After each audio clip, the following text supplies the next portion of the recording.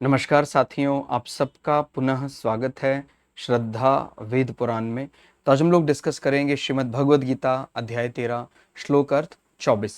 इससे पहले हम लोगों ने अध्याय 1 से 12 तक के सभी श्लोक अर्थ सरल हिंदी भाषा में दोनों ही चैनल श्रद्धा एस्ट्रो ज्योतिष, श्रद्धा वेद पुराण में अपलोड कर दिए हैं। आप में से कोई भी व्यक्ति भगवद गीता को सरल हिंदी भाषा में समझना चाहता है, आप हमारे चैनल में आए जहां आपको 700 के 700 श्लोक अर्थ मिल जाएंगे। तो इस श्लोक अर्थ में भगवान अलग अलग मार्गों को, यानी कोई साधक ऐसे हैं जो ध्यान मार्ग से वहां तक पहुंच जाते हैं, कुछ ऐसे हैं जो अपने विवेक को जागृत करके ज्ञान मार्ग तक वहां तक पहुंच जाते हैं, और कुछ अपने कर्तव्य को एकदम निष्ठा के साथ उसका वहन करते हैं, यानी कर्म योग के जरिए उसी मार्ग तक पहुंच जाते हैं। तो गीता की ये खासियत भी आप देखेंगे, यहां पर आपको अलग अलग कर्म योग सिद्धांत, भक्ति योग सिद्धांत, ज्ञान योग सिद्धांत सब अलग अलग मिलेंगे। लेकिन यहां ऐसा कोई डिबेट नहीं है कि वो बड़ा है वो छोटा है। भगवान हर जगह हर योग को बलि बता रहे हैं। यानी ये एक ऐसा डिस्कशन है जहां सब तरीके जीतेंगे। भाई ऐसा नहीं कि भाई वो तरीका बेस्ट है, दूसरा तरीका एवरेज है या कमजोर है, ऐसा नहीं है। सारे तरीके ही बेस्ट हैं। अब जो तरीका हमें उस तक पहुंचा सकता है वो हमारे लिए बेस्ट है, और दूसरा चाहे कितना ही कहें कि भाई वो तो श्रेष्ठ लोगों की निशानी, अगर वो हमें कुछ नहीं दे सकता है तो फिर वो हमारे लिए उसका क्या प्रयोजन है। तो यहां अगर श्लोक अर्थ को पढ़ें, उस परमात्मा को कितने ही मनुष्य तो शुद्ध हुई सूक्ष्म बुद्धि से ध्यान के द्वारा हृदय में देखते हैं। तो अपने आचार को, विचार को शुद्ध रखकर फिर वो ध्यान में जाते हैं, और ध्यान में फिर वो धीरे धीरे उसी आत्मा का अनुभव करने लग जाते हैं। तो कहते हैं कि कुछ तो ध्यान के जरिए उस आत्मा का अनुभव कर लेते हैं, आगे अन्य कितने ही ज्ञान योग के द्वारा, और कुछ साधक ऐसे हैं वो अपने जागृत विवेक का उपयोग करके तत्व ज्ञान, आत्मा और शरीर का अंतर समझ लेते हैं और उससे मुक्ति के मार्ग तक पहुंच जाते हैं। और दूसरा कोई व्यक्ति, मान लीजिए मैं ना तो ज्ञान योग में प्रवीण हूं, ना मैं ध्यान योग के लिए बना हूं, माने मैं अपने ध्यान में नहीं बैठ सकता हूं, मुझे कोई ऐसा विवेक के जरिए मैं नहीं पा सकता हूं। तो फिर कहते हैं ठीक है, आप अपना कर्म कीजिए, अपना जो उसको अनुशासित कर्म को कर्तव्य समझकर कीजिए, उसका कर्म फल अपने लिए ऐसा मानकर नहीं, सेवा समझकर कीजिए।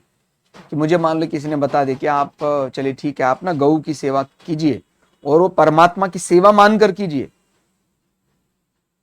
तो क्या जब मैं गाय की सेवा परमात्मा मानकर करूंगा तो किसी को जो ध्यान योग में प्राप्त हो सकता है, मुझे वो सेवा में प्राप्त हो सकता है निश्चित रूप से। इसी चीज का उत्तर यहां मिल रहा है कि दूसरे कितने ही कर्म योग के द्वारा देखते हैं। ये तो मैंने एक उदाहरण दिया है किसी भी तरह से कि मैं अनुशासित कर्म करूं। भाई मैं मान लीजिए कोई सेना में जवान हूं, या मैं एक डॉक्टर हूं, बैंकर हूं, बिजनेसमैन हूं, अगर मैं पूरे माने अनुशासन से कि ठीक है मैं इस व्यापार कर रहा हूं, इससे मेरे समूह को, मेरे राष्ट्र को लाभ होना चाहिए, और मैं कोशिश करूं कि किसी प्रकार का मैं जो मानवीय धर्म है उसका उल्लंघन ना करूं, सब में ईश्वर को ही देखूं।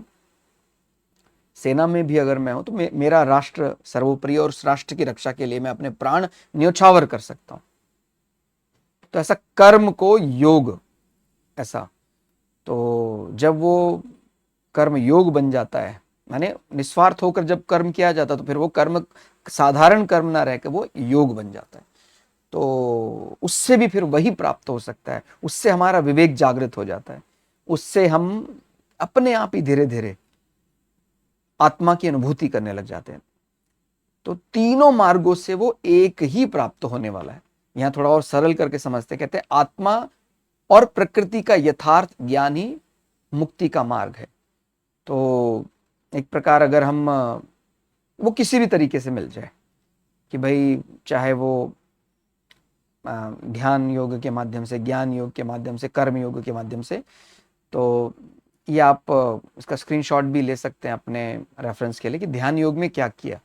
भगवान कहते हैं कि कुछ साधक मन को एकाग्र करके ध्यान में बैठते हैं।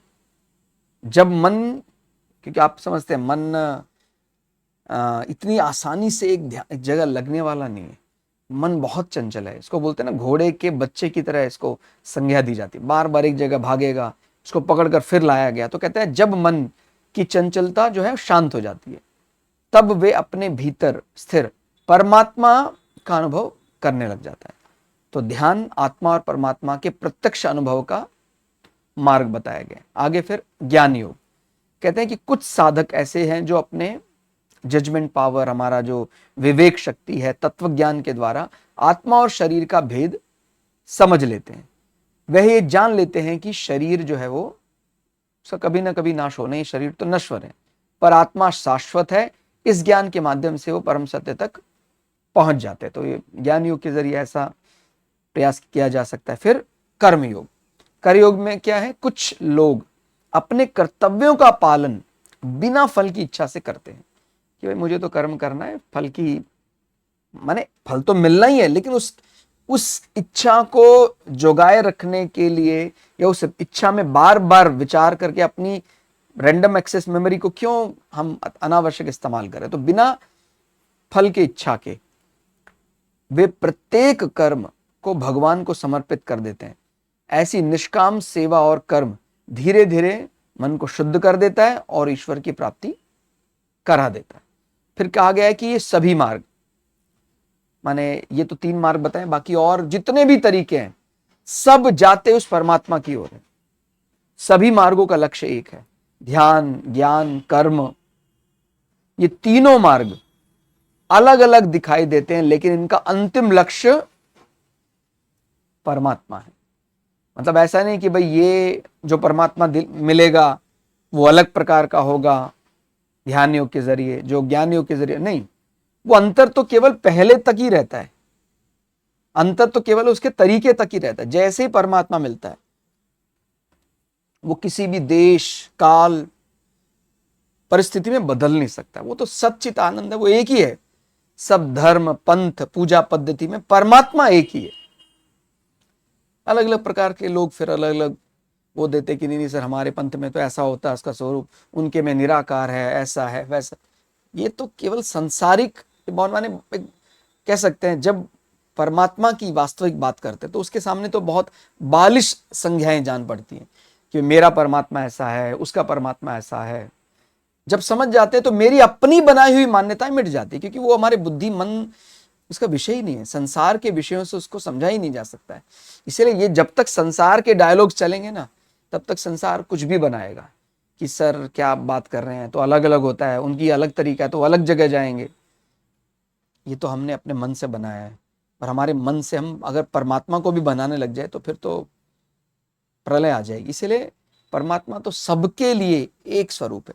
ये मेरे कारण या उसके कारण चेंज थोड़ी होने वाला है कि भाई मैं ऐसा मान रहा हूं, मैंने खींच दिया ना बॉर्डर, अब तो आप वहां के लोग वैसा अपने हिसाब से करो, यहां के लोग ऐसा करेंगे। तो ये मेरी खुद की मान्यताएं हैं, लेकिन जो मूल तत्व है वो बदल नहीं सकता है। ठीक हो गया। तो सभी मार्ग से मिलने वाला एक ही है। व्यक्ति और प्रकृति योग्यता के अनुसार किसी भी मार्ग को अपना सकता है। तो जो भी हमारी एलिजिबिलिटी है, हम किसके लिए ज्ञान योग के जरिए पा सकते हैं, ध्यान योग के जरिए, कर्म योग के जरिए, तो उसको पाया जा सकता है। आगे कहते हैं कि गीता में आध्यात्मिक उदारता का संदेश आता है कि भाई कोई ऐसा माने कोई फिक्स नहीं है, कोई ऐसा कि भाई नहीं इसी से जाना है आपको, इस रास्ते से, नहीं तो हम आप उस मार्ग को कमजोर मानेंगे। नहीं, ये वास्तव में गीता क्या सनातन की भी एक बहुत बड़ी विशेषता है। जैसे हम कहते हैं ना, कोई कई बार दूसरे पूजा पद्धति में कहता है भाई इस मार्ग से ही है, यही एक मार्ग है, और सनातन में तो कहते हैं कि भाई जो सारे मार्ग खुले, कोई है जो भगवान के विग्रह में, भगवान की मूर्ति में भगवान को देखता है, धीरे धीरे धीरे धीरे धीरे धीरे उसके इसका ध्यान में ऐसा प्रवीण हो जाता है कि वो ध्यान करते करते करते वो साक्षात ब्रह्म के साथ उसका ध्यान जुड़ जाता है। तो है था वो निराकार के लिए, लेकिन शुरुआत कहां से की उसने? साकार रूप में। कोई मूर्ति, कोई चित्र, कोई भी उसके लिए आदरणीय स्वरूप, वहां से उसने शुरुआत की थी। गुरु उसका कोई, ठीक हो गया। तो ऐसे भी शुरुआत की जा सकती है। तो इसलिए इसमें कोई लिमिटेशन नहीं है।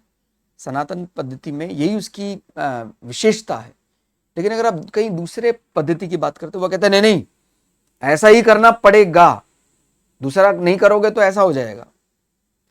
तो खुद ही विचार करके आपको उसका उत्तर मिल जाएगा, ठीक है। इसलिए अपने को कहीं ऐसा माने जिसको क्या बोलते हैं, कोई गांठ हृदय में नहीं रखनी है कि मेरा जो पंथ, मेरी पूजा पद्धति ऐसे पूजा करने पर या माने कर्मयोग सिद्धांत पर ही जोर देती है, ज्ञान योग पर मना करती है, या ज्ञान योग करने के लिए कहती है, कर्मयोग मना करती है, माने वो।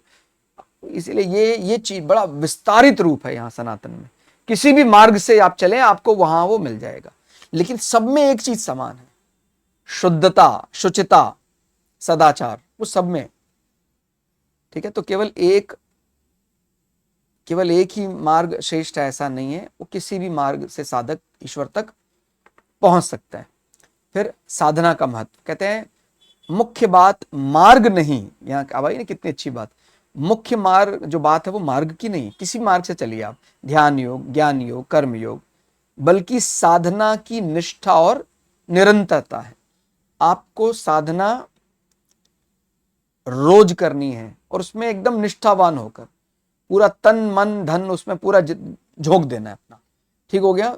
जो व्यक्ति सच्चे मन से किसी भी योग मार्ग का पालन करता है वह अंततः परमात्मा तक पहुंच ही जाता है। तो ये बहुत ही सुंदर 13वें अध्याय के 24वें श्लोक अर्थ में अलग अलग मार्गों से भी प्राप्ति एक उस परमात्मा की ही होती है, ये बात यहां स्पष्ट कही गई। ये श्लोक अर्थ आपको कैसा लगा आप हमें कमेंट करके जरूर बताइएगा। मिलते हैं अगले श्लोक अर्थ के साथ, तब तक के लिए जय श्री भगु पराशरा, जय श्री शुक्राचार्य, नमस्कार।